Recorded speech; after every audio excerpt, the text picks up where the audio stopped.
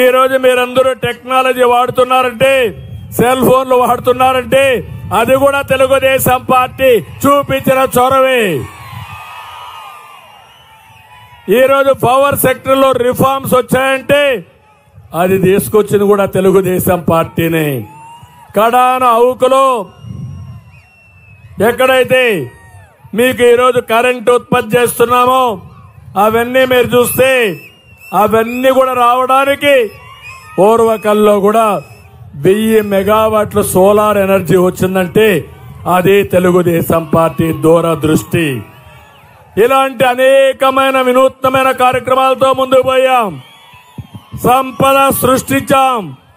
ఈ రోజు ఒకటి హామీ ఇస్తున్నా, ఆ రోజు 2020 విజన్ తయారు చేశాం. హైదరాబాద్ నగరాన్ని ప్రపంచంలోనే నెంబర్ 1 గా పట్టణంలో పెట్టిన ఘనత తెలుగుదేశం పార్టీది. రాష్ట్రం విడిపోయింది. విడిపోయిన తర్వాత అనేకమైనటువంటి సమస్యలు వచ్చాయి. ఎప్పుడు సమస్యలు వచ్చినా సమస్యల నుంచి పరిష్కార మార్గం చూపించే బాధ్యత తెలుగుదేశం పార్టీ తీసుకున్నాం. ఈరోజు మీరు చూడండి, నదుల అనుసంధానం చేయాలని పెద్ద ఎత్తున కార్యక్రమాలు చేశాం. పోలవరం 72% పూర్తి చేశాం. నా సంకల్పం గోదావరి నీళ్లు రాయలసీమకు రావాలి, ప్రతి ఎకరాకు నీళ్లు ఇవ్వాలి అనేది సంకల్పంతో ముందుకు పోయాం. అదే మరిగా పెట్టుబడులు పెద్ద ఎత్తున రావాలని పెట్టుబడుల కోసం ముందుకు పోయాం. నీళ్లుంటే ఏదైనా సాధ్యం నేను చెప్తాను. కడాన కియా మోటార్స్ ని ఒక వెనుకబడిన జిల్లా, పేద జిల్లా అనంతపూర్ జిల్లాకు తీసుకొచ్చిన ఘనత తెలుగుదేశం పార్టీది. అమరావతి నిన్న కూడా మాట్లాడుతున్నాడు సైకో ముఖ్యమంత్రి, 3 రాజధానులు చేశాడంట. కర్నూలు రాజధాని అయిపోయిందా? అయిపోయిందా అని అడుగుతున్నా మిమ్మల్ని.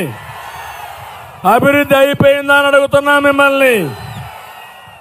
3 ముక్కలు ఆటాడి 3 రాజధానుల పేరుతో అసలు రాజధాని లేకుండా చేసిన దుర్మార్గుడు, మన చిరునామా లేకుండా చేసిన వ్యక్తి ఈ వ్యక్తి.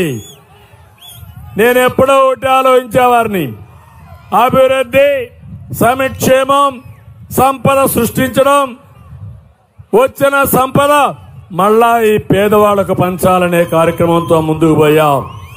ఈ రోజు నేను ఒకటి ఆలోచిస్తున్నాను, పేదవాళ్ళందరికీ అండగా ఉంటాం. భవిష్యత్తులో ఏం చేసినా మీకోసమే పనిచేస్తా.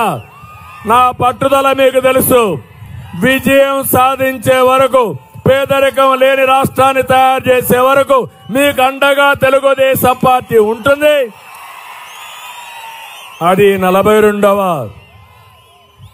ఆవిర్భావ దినోత్సవం సందర్భంగా మీ అందరికీ తెలియజేస్తున్నా. నా కోరిక తెలుగు కమ్యూనిటీ ప్రపంచంలోనే గుర్తింపు రావాలి, తీసుకొస్తాం, అది జరుగుతుంది. నేను ఇప్పుడు మిమ్మల్ని అందరినీ ఒకే ఒక విషయం అడుగుతున్నా. ఈరోజు నేను వచ్చాను ఇక్కడికి, బనగానపల్లికి వచ్చాను. ఏం తమ్ముళ్ళు బాగున్నారా? 5 ఏళ్ల పాలనలో ఎవరైనా బాగున్నారా అని మిమ్మల్ని అడుగుతున్నా. నిన్న అంటున్నాడు తెలుగుదేశం ఏం చేసిందని. 2014-19 నువ్వు మాట్లాడుతున్నావు, నేను సమాధానం ఇస్తా. నేను అడుగుతున్నా నిన్ని, ఈ వర్గం ఆ వర్గం ఏ వర్గం అని కాకుండా అందరూ నష్టపోయారా లేదా అని మిమ్మల్ని అడుగుతున్నా. అందరూ నష్టపోయింటే చెప్పండి, గట్టిగా చప్పట్లు కొట్టి నష్టపోయామని.